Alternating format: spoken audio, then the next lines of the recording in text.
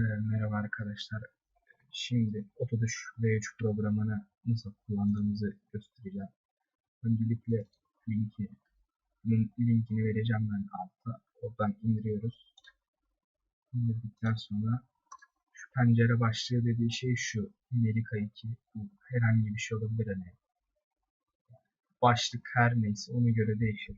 Benim başlığım Medica 2 yazıyorum. İşte sonra basılacak tuş diyor. Ee, Basılacak tuşu da Space'e basacağım ben hani.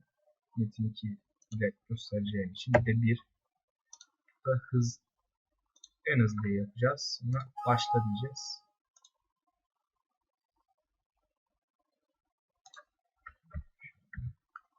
Yani yanlış yazarsanız aynı bir şekilde olmaz. Tıpatıp aynısı olması gerekir. Yani bastığımız zaman şu an kendisi otomatik olarak basıyor zaten.